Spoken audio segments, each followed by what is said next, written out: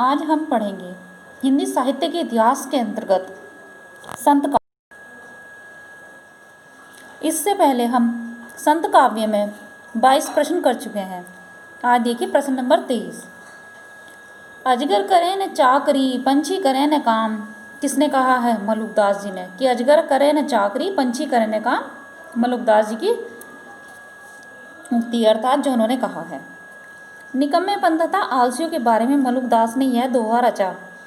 देखिए पूरा दोहा इस प्रकार है।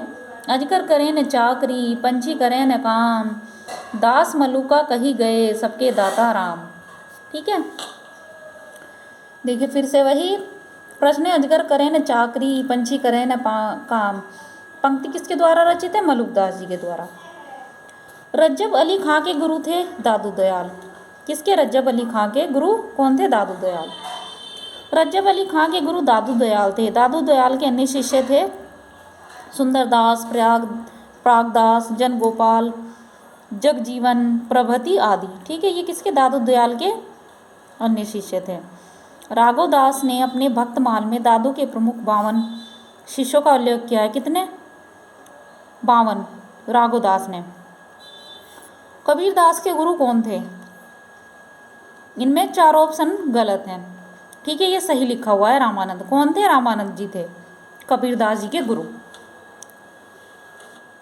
कबीरदास के गुरु रामानंद थे। रामानंद के शिष्यों में रैदास, धन्ना तथा पीपी भी शामिल थे। ठीक है, रामानंद ने वैष्णव संप्रदाय के आचार्य राघवानंद से दीक्षा ग्रहण की थी। ठीक, कबीर के गुरु का नाम क्या था? रामानंद। अभी पढ़ा है हमने। कबीर वाणी के डिटेक्टर थे। यह अभी मत किस आलोचक का है? डॉक्टर हजारी प्रसाद द्विवेदी जी ने कहा है कि कबीर वाणी के डिटेक्टर थे। कबीर वाणी के डिटेक्टर थे, यह अभिमत डॉक्टर हजारी प्रसाद द्विवेदी का है। ठीक है, ये फिर से वही प्रश्न देखिए। कबीर वाणी के डिटेक्टर थे, किसने कहा? हजारी प्रसाद द्विवेदी जी ने। कबीर वाणी के डिटेक्टर थे कथन के लेखक हैं हजारी प्रसाद द्विवेदी। इसी प्रश्न को कितनी बार पूछ लिया है। ठीक है, रिपीट कर दिया है इसी प्रश्न को। फिर से वही प्रश्न देखिए। कबीर को वाणी का डिटेक्टर किसने कहा है? किसने? हजारी प्रसाद द्विवेदी जी ने। आचार्य हजारी प्रसाद द्विवेदी ने वाणी का डिटेक्टर किसे कहा था? कबीर को। मतलब इसी प्रश्न को दोबारा से बदल के दे दिया है। ठीक है, पुनः वही प्रश्न है। तो कहने का तात्पर्य यही है कि अति महत्वपूर्ण प्रश्न है। ठीक है, कबीर ने जिस प्रकार एक निराकार ईश्वर के लिए भारतीय वेदांत का पल्ला पकड़ा, उसी प्रकार उस निराकार ईश्वर की भक्ति के लिए सूफियों का प्रेम तो लिया और अपना निर्गुण धूमधाम से निकाला। कहने का मतलब यह है कि उन्होंने निराकार ईश्वर की उपासना की है, निराकार ब्रह्म की, निर्गुण ब्रह्म भी कहा जाता है जिसे। तो यह किसने कहा है? आचार्य रामचंद्र शुक्ल ने। ठीक है, और यहाँ पर देखिए कि इन्होंने किस तरह से इनके बारे में लिखा है कि कबीर क्या निर्गुण पंथ के किस तरह से निर्गुण पंथ में थे। ये तुम जीनी जानो गीत है यहू निजो ब्रह्म विचार, किसने कहा है? कबीरदास जी की पंक्ति है ये। कबीर भावना की अनुभूति से युक्त उत्कृष्ट रहस्यवादी जीवन का संवेदनशील संस्पर्श करने वाले और मर्यादा के रक्षक कवि थे। उन्होंने स्वतः कहा है, तुम जीनी जानो गीत है यहू निजी ब्रह्म विचार। पथ भ्रष्ट समाज को चित्त मार्ग पर लाना ही उनका प्रधान लक्ष्य था। मतलब उनका लक्ष्य क्या था कविताओं को लिखने का? कि जो समाज है वह पथ से भ्रष्ट हो गया, रास्ते से भटक गया है, तो उसे सही मार्ग पर लाना। मसी कागज छुओ नहीं कलम गयो नहीं हाथ, किसके विषय में कहा गया है? कबीरदास जी के विषय में कहा गया है कि मसी कागज छुओ नहीं कलम गयो नहीं हाथ, अर्थात जो हमारी इंक है उससे कागज को छुआ नहीं है और ना ही कलम हाथ तक गई है।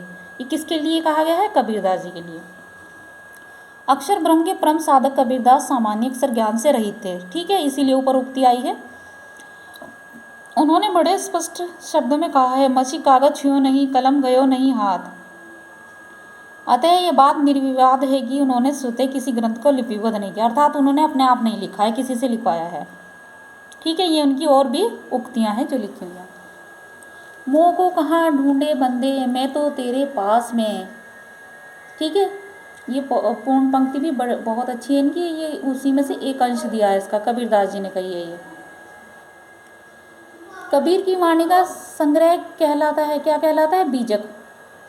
ठीक है, कबीर की वाणी का संग्रह बीजक कहलाता है। इसके कितने भाग हैं? 3 भाग हैं इसके, बीजक के 3 भाग हैं। कबीर की वाणी का संग्रह बीजक कहलाता है, इसके 3 भाग है, साखी, सबद और रामायणी। ये दिए हैं कौन कौन से 3 भाग हैं।